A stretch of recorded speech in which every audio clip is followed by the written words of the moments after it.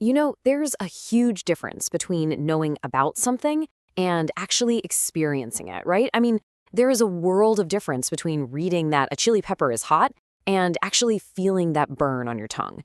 And that split, well, it's fundamental to how we understand literally everything. Just think about fire.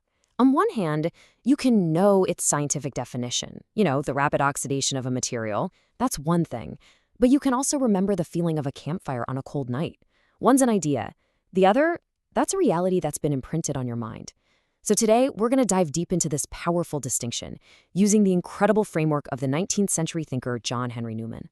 See, Newman didn't just notice this difference. He gave these two ways of knowing some really specific names that get right to the heart of it. He called them notional apprehension and real apprehension. So let's break down exactly what he meant. Okay, first up, we've got notional apprehension. This is all about our intellect dealing with general ideas, definitions, and abstractions. Think about a grammarian who understands sentence structure perfectly, or an economist who studies these abstract market forces. They're grasping notions, which are powerful, they're useful, but they're always one step removed from the thing itself.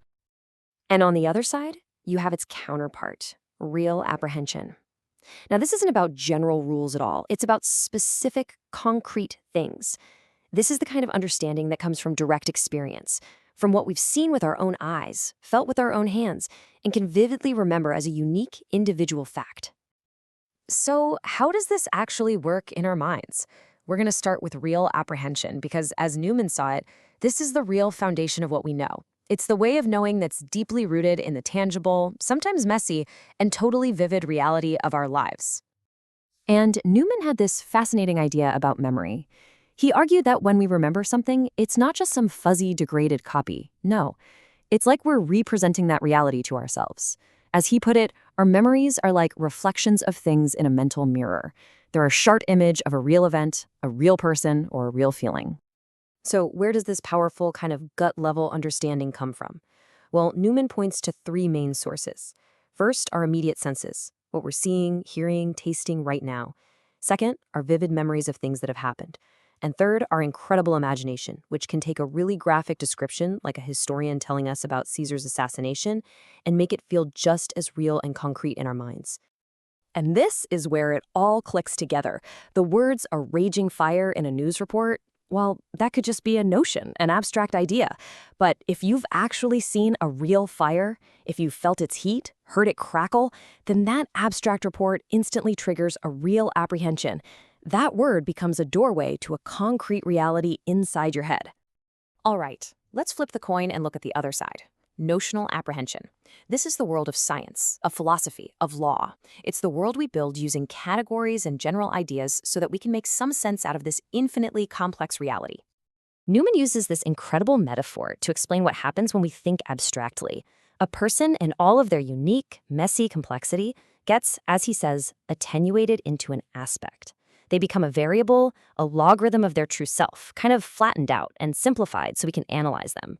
It's useful, for sure, but something is always lost in the process. And this process of abstraction, well, it's fundamental to how we think. We do it all day long without even noticing. We see thousands of individual trees, we compare them, we notice what they have in common, and then boom, we form the general notion of a tree. It's how we create order out of the beautiful chaos of the world. But, and this is a huge but, Newman points out a profound danger here. When we apply this same process of abstraction carelessly to people, we don't get scientific clarity, we get crude, harmful stereotypes. This is notional thinking at its absolute worst, a danger that's all too familiar today, right? So, we've got these two really powerful ways of knowing. One is deep and personal, the other is broad and systematic. So the big question is, how do they work together? And more importantly, what does all this mean for the things we truly believe in? Newman just lays out the trade-offs brilliantly. Notional thinking gives us breadth of mind. It's the engine of progress in science, allowing us to connect ideas and build these huge systems of knowledge. But it can be shallow. Real experience, on the other hand, gives us depth. It anchors our beliefs in reality. But if that's all you have, it can lead to a really narrow perspective. It is so essential to get this. This isn't a competition. One is not better than the other. To be a complete, well-rounded thinker, you need both. It's like you need the notional map to navigate the world, but you also need the real experience of the territory to understand what any of it actually means. And this brings us to the final, really powerful takeaway. Newman argues that the strength of our belief, what he calls our assent, is directly tied to which mode we're in.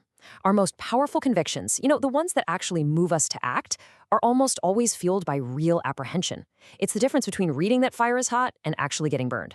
You believe it differently then. So, as we wrap this up, I'll just leave you with this question.